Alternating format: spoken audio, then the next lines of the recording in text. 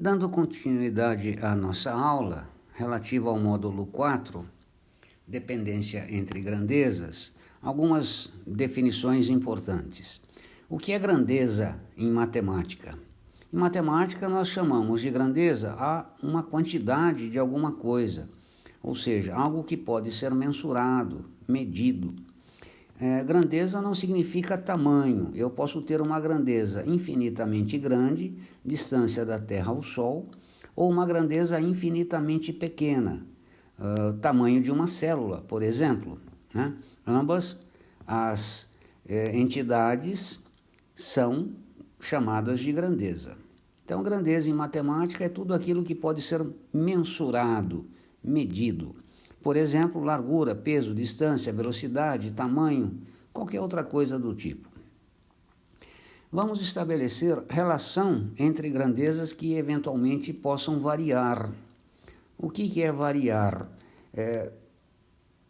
Eu como bastante, que eu estou em casa sem fazer muita coisa, sem caminhar, por conta do Covid-19, vou ficar gordinho. Então, eu tenho que controlar a ingestão de alimento para que eu não aumente o meu peso, ou seja, eu vario a minha quantidade de alimentação, obviamente variará o meu peso, né?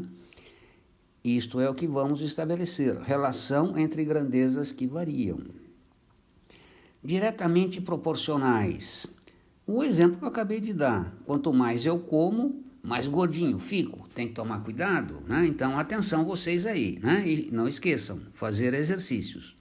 Então, em matemática, grandezas diretamente proporcionais são aquelas grandezas do tipo, quando uma varia a uma determinada taxa, a outra variará na mesma taxa. Mais comida, mais gordinho. Por exemplo, velocidade e distância percorrida. A velocidade aumenta, consequentemente, a distância que eu percorri também aumenta. Então, neste caso, nós dizemos que estas duas grandezas são diretamente proporcionais. Elas variam a uma mesma taxa. Tá? Não esqueça isso, é importante. Veja, suponha que um carro percorra 90 km em 1 hora. Se eu aumento a velocidade deste carro para 180 km por hora, além de uma multa, né? Em 2 horas, o que vai acontecer? É a distância que eu vou percorrer.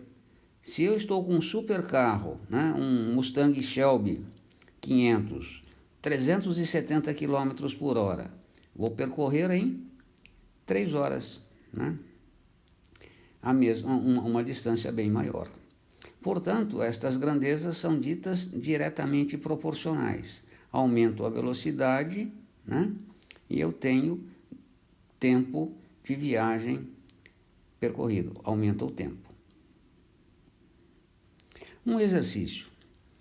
Na nossa apostila, um automóvel percorre 120 km com 20 litros de álcool. Quantos litros do mesmo combustível serão necessários para que ele rode 250 quilômetros? Tabelinha prática, não esqueça de fazê-la, ajuda bastante na resolução. Então, eu tenho lá distância em quilômetros, álcool em litros. 120 quilômetros, gastei 20 litros. 210 não 250, porque a minha letra horrível me fez entender 250, portanto, quando resolver problemas, escreva como gente, não como eu, né? Então, 210, gastarei X litros. O que é que eu posso deduzir aqui? A distância aumentou, 120 para 210, consequentemente, a quantidade de combustível aumentará o meu consumo. Então, aumenta um, aumenta o outro. Note o sentido das setas. Nós sempre usaremos setas.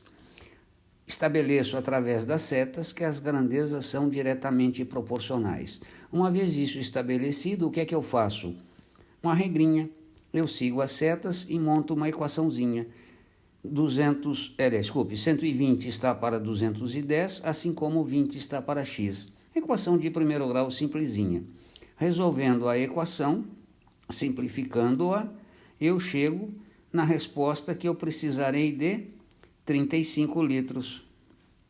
Então, esta é a quantidade de combustível para que eu rode 210 quilômetros, conforme o problema pede. Vamos a mais um exemplo. Agora de grandezas inversamente proporcionais. Nós vimos diretamente proporcionais. O que são grandezas inversamente proporcionais?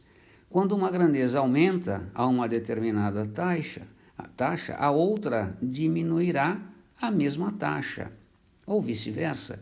Então, grandezas inversamente proporcionais é quando esta variação ocorre. Uma aumenta, a outra diminui, ou vice-versa. Veja só um exemplo. Vamos supor que uma fábrica produza X chocolates em 10 horas, usando para isto 20 funcionários. O gerente resolve dobrar o número de funcionários. Quanto tempo levará para que ele obtenha a mesma produção de chocolates? Vamos lá, a tabelinha prática, não se esqueça dela. Então eu tenho a quantidade, o tempo e o número de funcionários. A quantidade é X, o tempo é 10 horas e funcionários são 20. Na segunda situação, eu tenho X, porque não vou alterar a produção, ele se mantém, o tempo e coloco agora 40 funcionários. Estabeleço as setas, relação entre as grandezas. O X, como falei, não varia.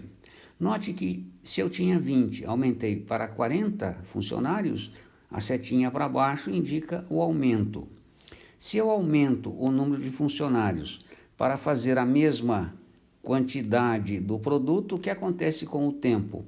Ele diminuirá. Então eu percebo que as grandezas são inversamente proporcionais por conta do sentido das setas. Eu sigo as setas e monto a equação. 20 está para 40, assim como t está para 10, seguindo a setinha.